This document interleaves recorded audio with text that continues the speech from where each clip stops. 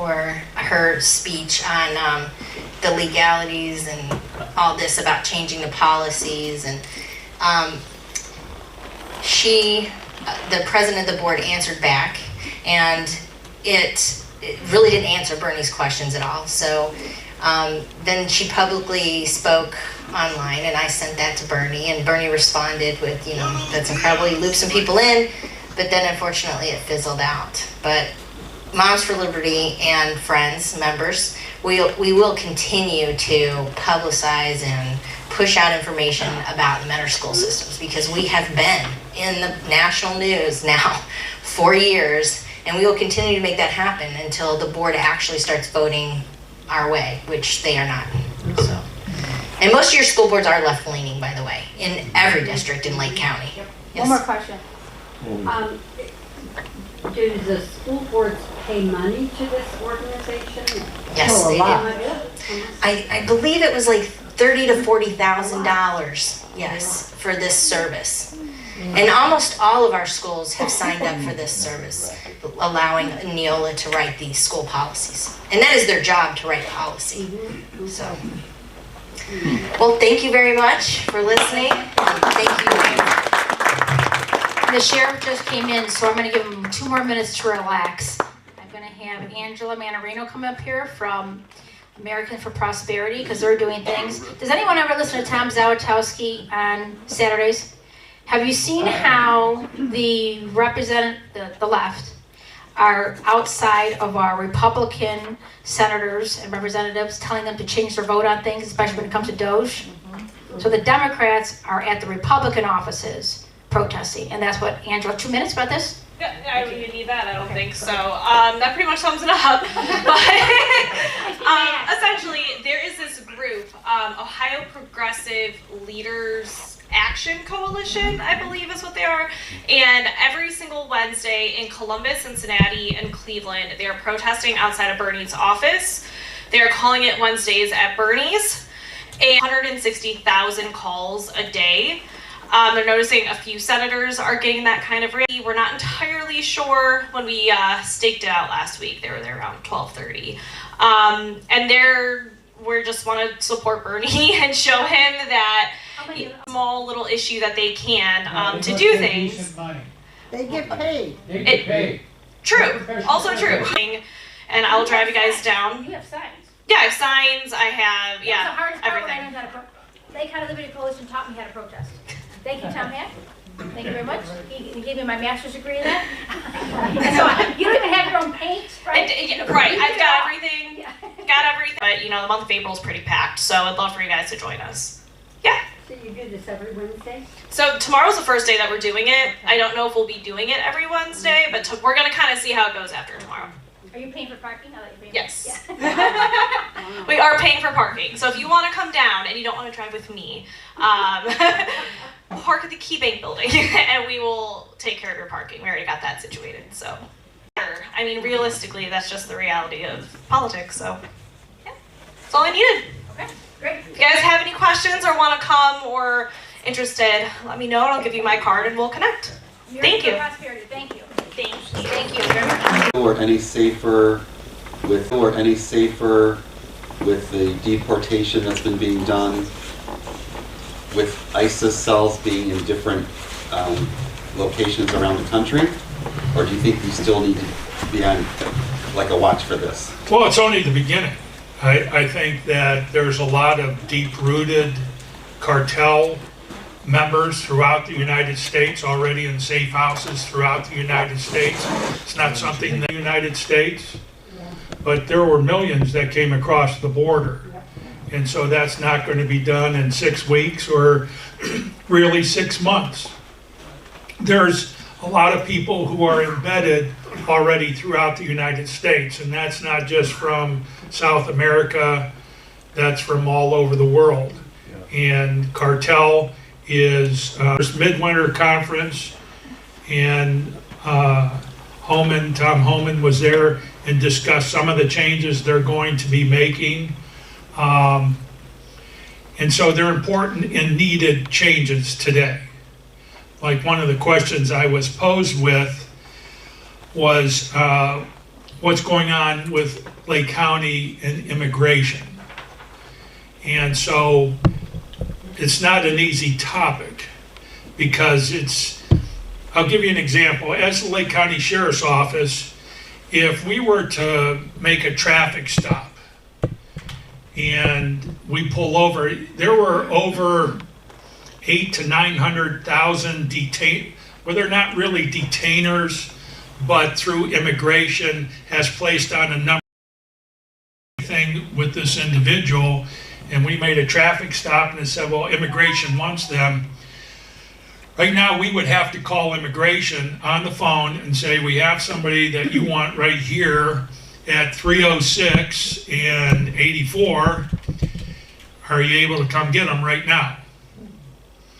Because you have maybe 15 minutes to come get them. And if you don't, we got to let them go. And the reason for that is we have no legal authority to,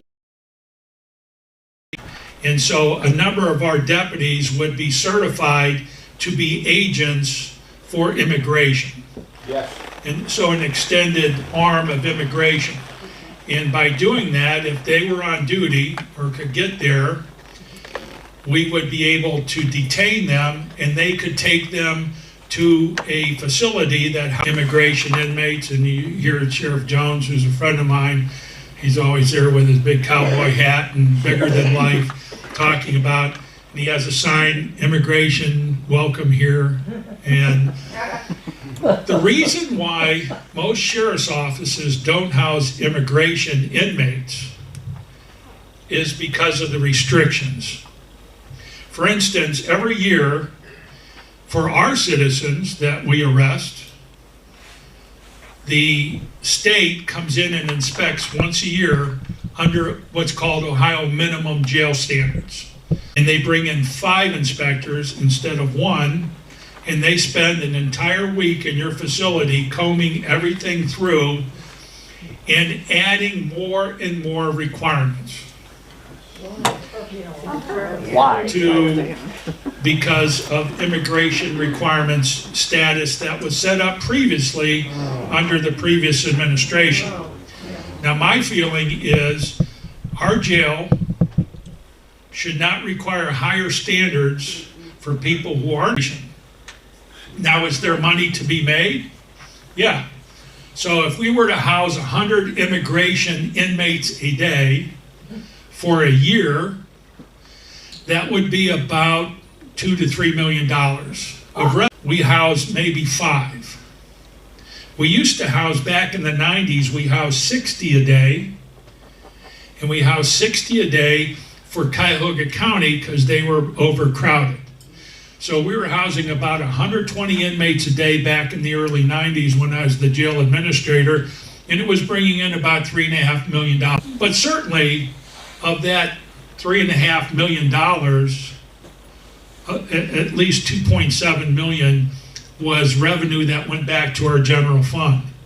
What was that used for? When the jail was built and opened in 1990, the jail cost about $20 million to build, and $10 million over 30 years in interest. So $30 million. The county was able at that time to use that money to pay down that debt and really paid off the jail a lot faster. By about 2009, the jail was paid off. Today, by 2018, we had no room to house those individuals. First of all, in 1995, Cuyahoga County Marshal inmates. But when we had the old jail, when it opened up in 1990, we brought 100 Lake County court inmates under our courts. No. So Paul is in our jail and she's done with her time. But immigration wants her. We're certifying our jail that if immigration says, yeah, we want her, we're going to detain you for up to like 72 hours. It gives the immigration a lot more time to come get her. And so we are working with them. There's another program that we're not going to get involved, and that's being agents of immigration and going out into the community and looking for people. I don't think that's the role of the sheriff to do that. If there's a serious individual, say a cartel member, and immigration is out looking and said we need help, we'll be right there to help. But we're not going to be an extended arm of immigration to spend our time looking for all those cases. I don't think that's what Lake County's looking for me as sheriff to do in the county. Good idea. Yes, ma'am. So can you tell us how many immigration arrests you have had, and you know, were they sent away or what happened to them? No, I can't tell you. No, to tell you the truth, haven't had many. Okay, we did have a gentleman last week. We have not had a lot of involvement with immigration, nor have we had a lot of requests from immigration here in Lake County. Painesville, is it still a sanctuary city? Painesville's never been a sanctuary city. Oh, so That's it's been one of the this biggest way. missteps, especially out where I live in Perry and out that way, lots of nurseries. And so we did have a lot of green card status of people coming to work the nurseries, and then they would get back home during the winter and then come back for the summer. Well, eventually that developed into staying here legally in our community, and a lot settled. We're upset with the federal government over this, but they were looking at a cartel house that was roughly about 2-3 miles from the sheriff's office. And so they were tracking shipments from Mexico that were coming across the border, coming up, and then coming across Interstate 90, and it was a drop-off point, a house, and that was a transfer point. And so the DEA, the marshals, ATF, all were looking at this, and we were contacted at the last minute because they needed our SWAT team to raid that cartel house. Cool.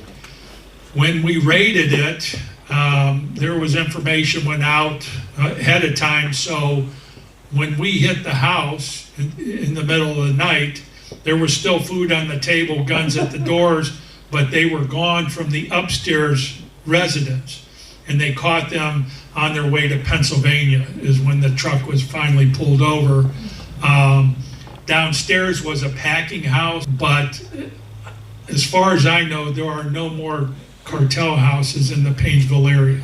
But there are plenty throughout Cleveland on that inner stops.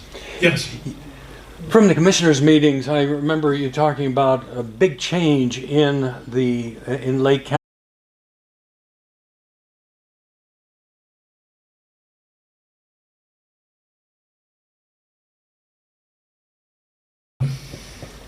Some of the poverty that exists in our communities, a lot of those women involved in stealing that were brought to jail, and then the rise of drug addiction helped rise the female inmate population. Today we're at about 70 female inmates in the jail. Yeah, it's in the jail.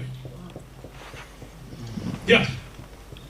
What are the who use drugs and some who sell drugs are carrying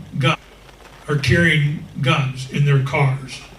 As well, people who are intoxicated with guns in their cars. People that are high with guns in their cars. And so we're encountering that more often. Doing traffic stops. We always called the West End as our border with Cuyahoga County. And a lot of crime moving in from Cuyahoga County into West End, driving with the Cochise County Sheriff's Office.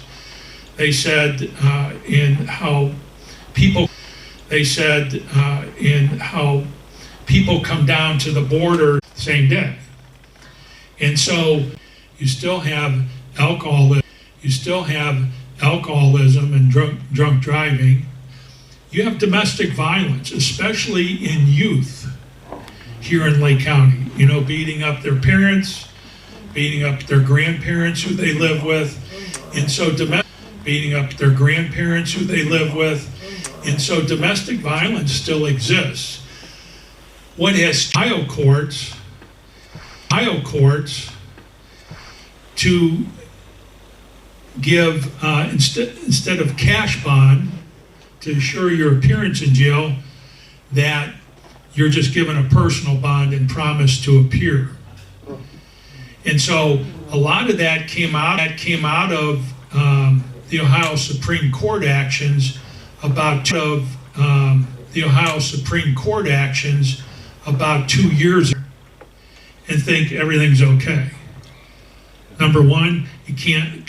Where can you store a gun? What can you do with it? And was the Metro Parks bought up to housing areas, and so we needed to more contain him, because you never know what somebody's going to do, and if they're threatening to shoot, you don't want them filling out into a neighborhood. But you're seeing a lot more mental illness with people hurting themselves. The other night, our deputies responded to a guy who was stabbing himself in the throat with a knife because he got bad news on his sister. So you've seen a lot more seriously mentally ill people in some of those responses and trying to deal with that. Yes, sir. Thank you. 2 questions, but related. What are your trends so far in the last 3 months, 4 months, in the way of flow of illicit drugs and human trafficking? And do you see it improving with crackdown at the border? Well, it depends on where the courts go in terms of how they look at some of the crime. Human trafficking through various social media sites. A while back, with regard to rules and regulations that hamper you, so that you said a year. So work is they don't look at the person driving the car. It takes the model of the car and takes a picture of the car, and then it searches for, are there warrants for that vehicle. Yes. A young girl passed me on her way the other day.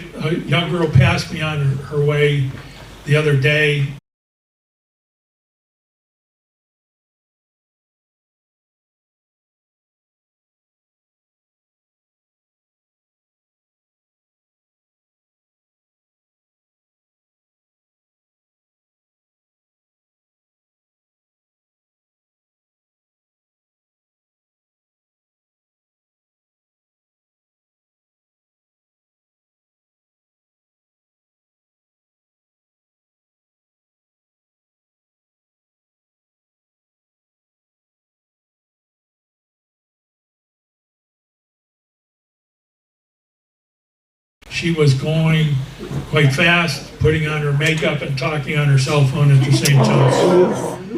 And it's just, it's crazy to me.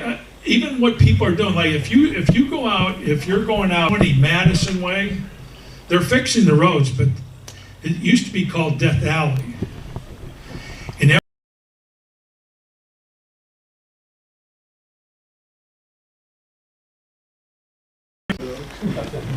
but I couldn't, again, best person to talk to on that.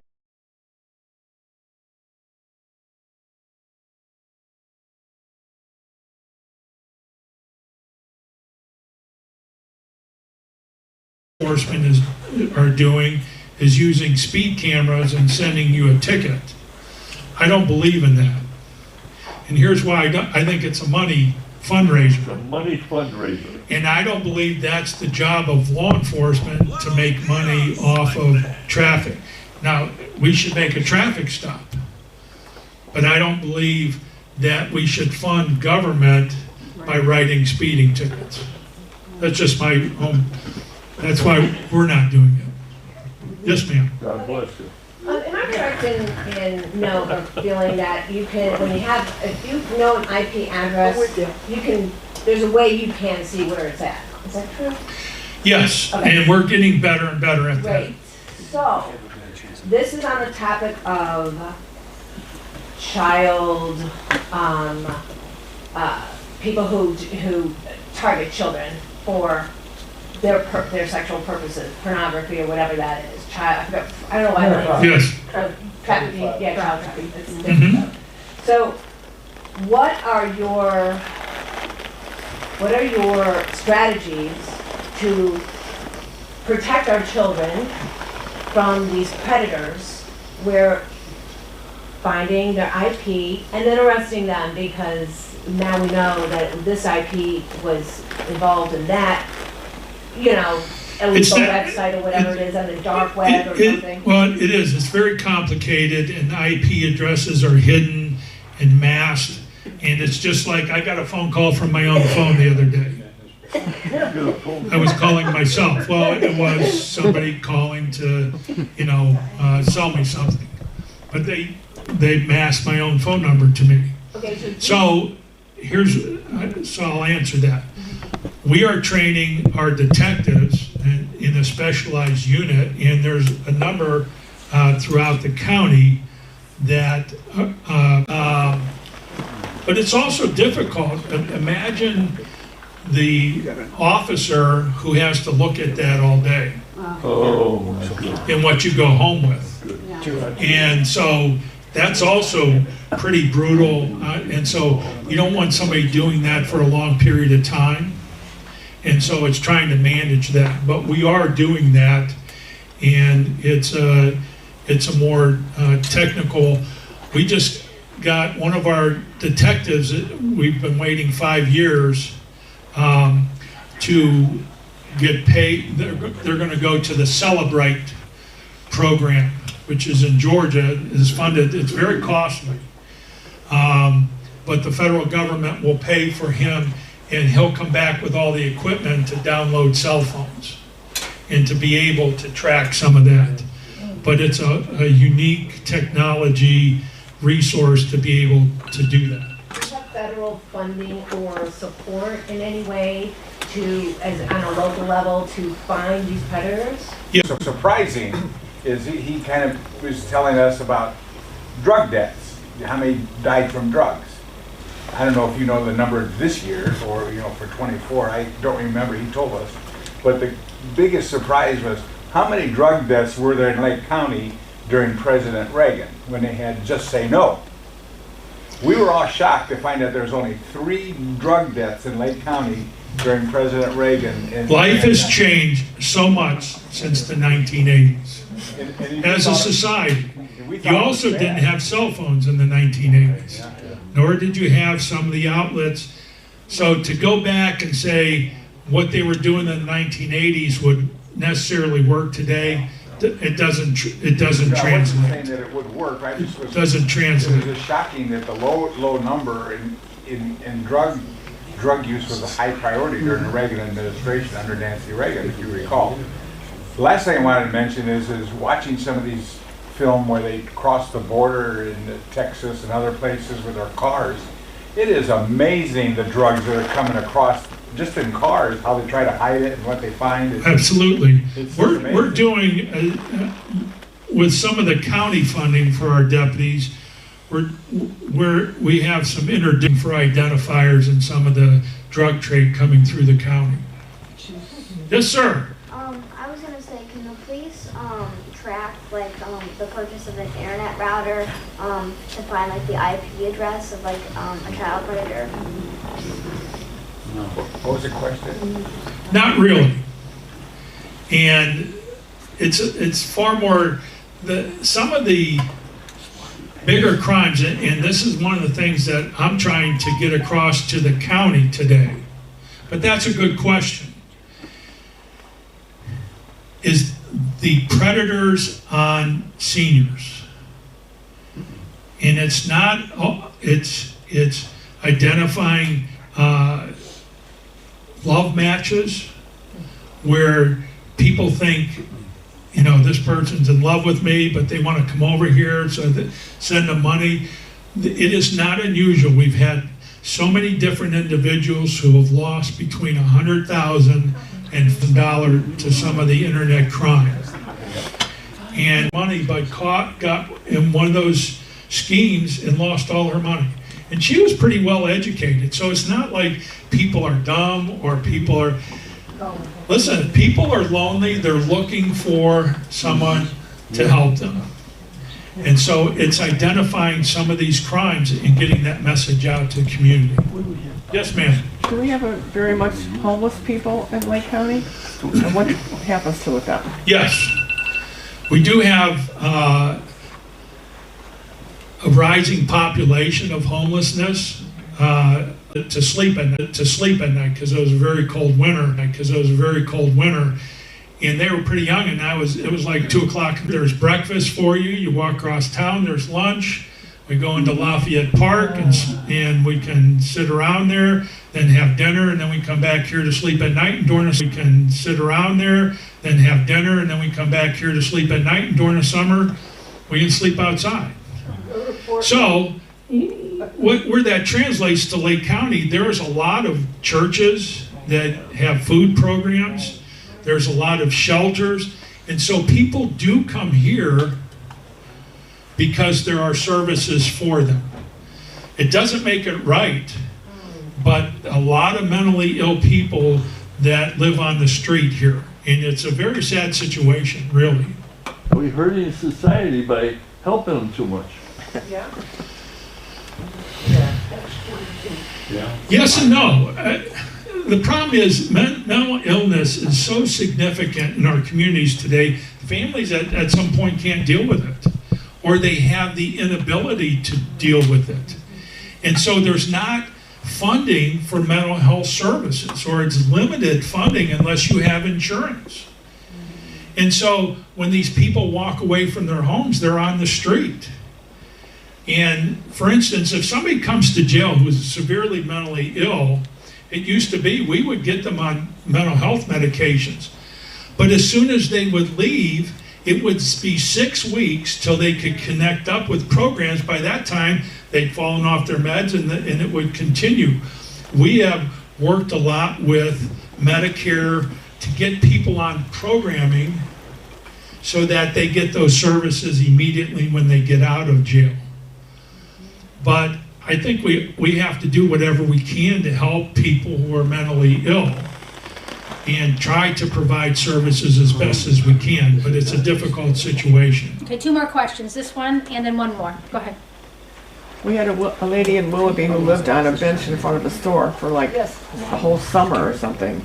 And then when the weather got bad, she was gone. But is there anything that the community can do for her while she's there? We don't know. Well, sometimes and they do. We have a she refuses help. Everybody's we have a guy named OBJ that stays around our jail, and as long as he's on the sidewalk, there's not much we can do. But he refuses all sorts of services.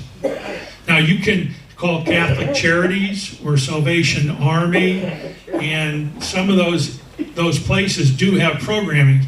And it's not necessarily Catholic Charities itself, but places that they fund, like United Way and some of those places that you can find programming, but you have to look for it. They have to want to accept it. Yes. Yes. And they can be deemed mentally incompetent. Then what do you do with them? Same scenario.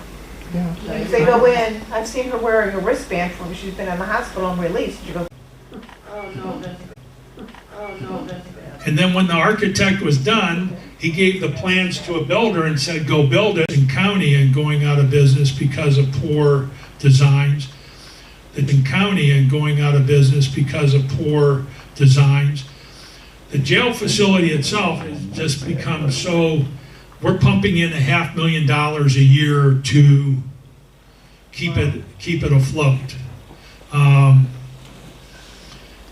No floor drain. So one of the things was, do you remodel the current jail to meet current standards?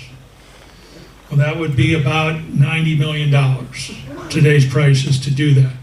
But then you still have a jail and put the money towards the jail.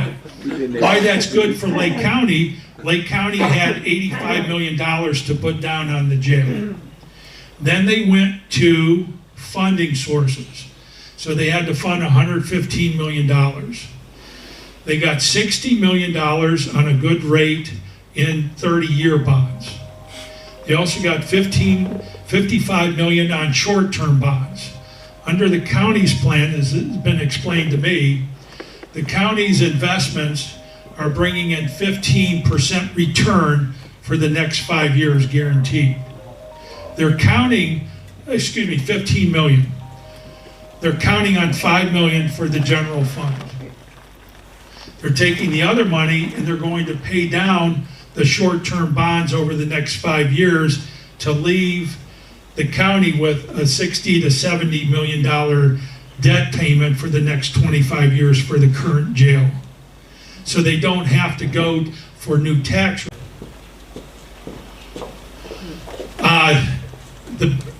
What's different about this is called a design build.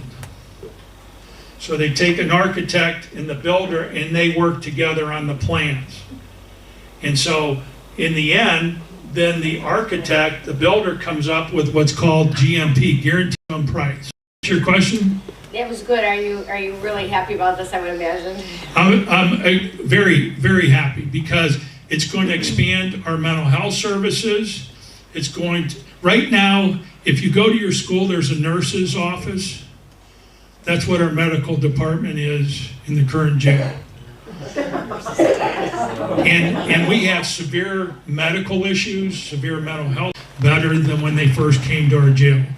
And that means getting them on drug treatment through our drug and alcohol services, treating their mental health services, and getting